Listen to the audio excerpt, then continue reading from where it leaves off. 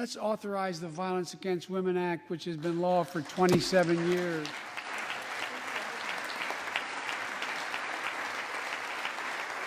"27 years ago, I wrote it.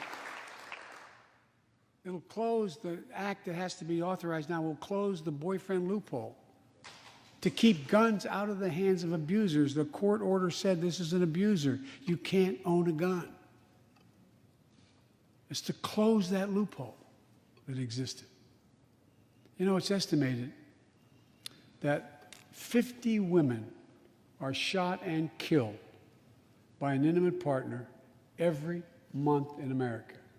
50 a month. Let's pass it and save some lives.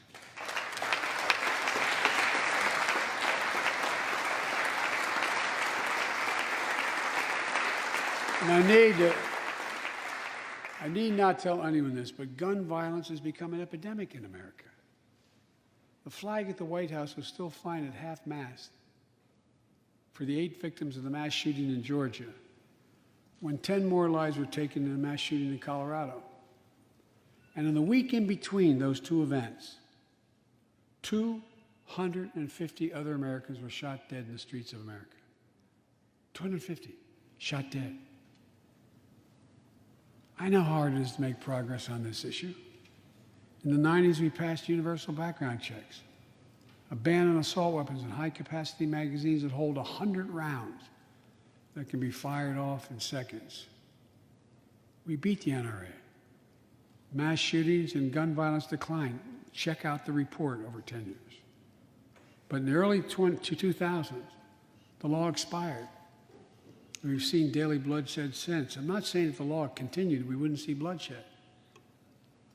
More than 2 weeks ago in the Rose Garden, surrounded by some of the bravest people I know, the survivors and families who lost loved ones to gun violence, I laid out several of the Department of Justice actions that are being taken to impact on this epidemic. One of them is banning so-called ghost guns. These are homemade guns built from a kit that includes directions how to finish the firearm. The parts have no serial numbers, so they show up at crime scenes and they can't be traced. The buyers of these ghost gun kits aren't required to pass any background check. Anyone, from a criminal or terrorist, could buy this kit and within 30 minutes have a weapon that's lethal. But no more. And I'll do everything in my power to protect the American people from this epidemic of gun violence, but it's time for Congress to act as well. Look,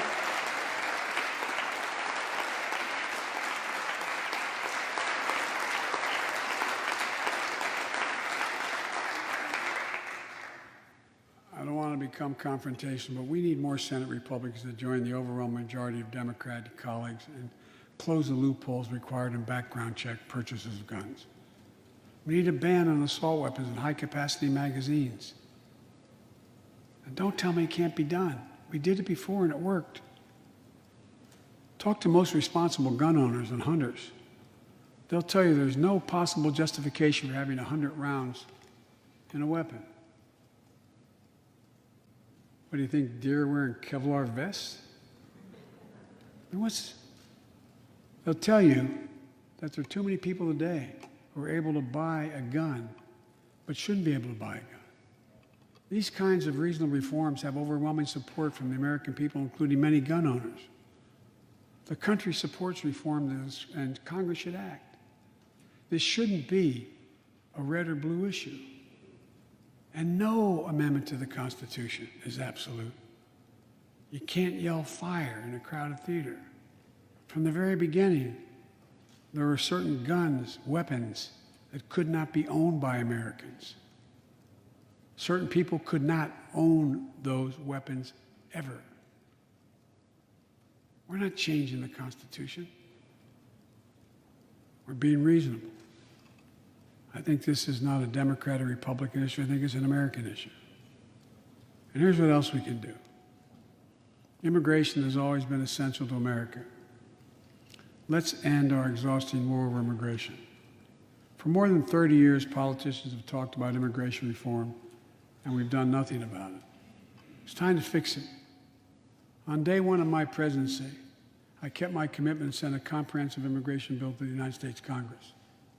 If you believe we need to secure the border, pass it because it has a lot of money for high-tech border security. If you believe in a pathway to citizenship, pass it.